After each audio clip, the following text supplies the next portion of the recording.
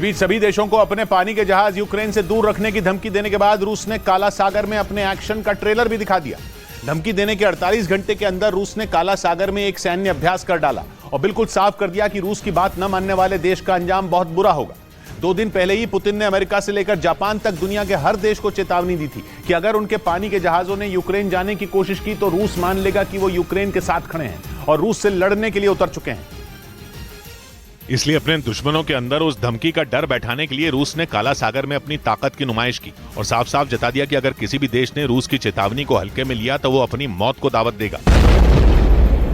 Military drill में रूस की क्रूज मिसाइल जिस जहाज पर फटी वो असली नहीं था, मगर जब असली जंग छिड़ेगी तो तबाही भी असली मचेगी। पानी के रास्ते सिर्फ काला सागर से होते हुए ही यूक्रेन तक पहुंचा जा सकता है और उस काला सागर में रूस की तूती बोलती है। इसलिए पहले पुतिन ने यूक्रेन के साथ काला सागर में अपनी अनाज डील खत्म की, फिर काला सागर में यूक्रेन के सबसे बड़े बंदरगाह ओदेसा पर जबरदस्त हमले किए।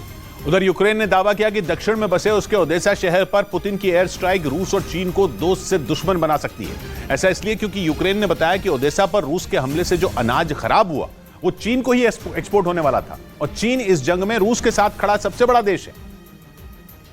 मगर यूक्रेन के राष्ट्रपति व्लादिमीर ज़ेलेंस्की ने दावा किया कि 2 दिन पहले ओदेसा पर हुए रूस के मिसाइल और ड्रोन हमले ने चीन के ही मुंह से खाने का निवाला छीन लिया। उन्होंने बताया कि रूस के उस हवाई हमले ने चीन को भेजे जाने वाले 60,000 टन अनाज को ही बर्बाद कर दिया। 4 दिन पहले यूक्रेन के साथ काला सागर अनाज डील से निकलने के बाद से रूस रोज यूक्रेन के ओदेसा शहर पर मिसाइल और ड्रोन गिरा रहा है, क्योंकि काला सागर के किनारे बसा ओदेसा शहर यूक्रेन का सबसे बड़ा बंदरगाह है और वहीं से यूक्रेन अपना अनाज दुनिया भर में एक्सपोर्ट करता है। इसलिए रूस ओदेसा को ही निशाना बना रहा है। वहीं अमेरिकी अखबार द वॉशिंगटन पोस्ट ने दावा किया कि रूस की फौज पर यूक्रेन की सेना ने क्लस्टर बमों का इस्तेमाल शुरू कर दिया। क्लस्टर बमों को बेहद खतरनाक माना जाता है क्योंकि ये विनाशकारी बम पलक झपकते ही भारी तबाही मचा सकते हैं।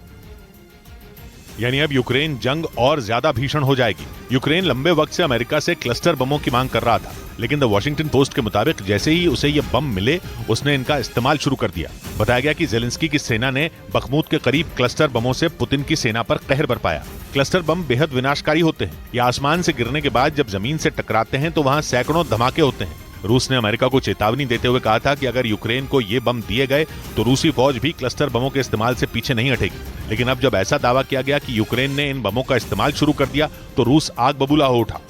इस बीच पश्चिमी मीडिया ने दावा किया कि यूक्रेन को जर्मनी से 10 लेपर्ड टैंकों की पहली खेप मिल गई। यूक्रेन लंबे वक्त से जर्मनी से इस टैंक की मांग कर रहा था ताकि रूसी फौज को मुंहतोड़ जवाब दिया जा सके, क्योंकि लेपर्ड टैंक जंग के मैदान में दुश्मन पर काल बनकर टूटने की ताकत रखता है। इसकी गिनती दुनिया के खतरनाक टैंकों में होती है। ये खराब रास्तों पर भी आसानी से दौड़ सकता है। यही वजह है कि यूक्रेन जर्मनी से इस टैंक की मांग कर रहा था, लेकिन अब उसकी मांग पूरी हो गई। पश्चिमी मीडिया के मुताबिक जर्मनी ने यूक्रेन को 10 लेपर्ड टैंकों की पहली खेप भेज दी। यानी अब ज़ेलेंस्की की सेना रूसी फौज पर पहले से जोरदार हमले कर सकेगी। यूक्रेन के सैनिकों ने लेपर्ड टैंकों से हमले की ट्रेनिंग भी ले रखी है। उन्हें बस इस टैंक का इंतजार था ताकि वो रूस पर कहर ढा सकें।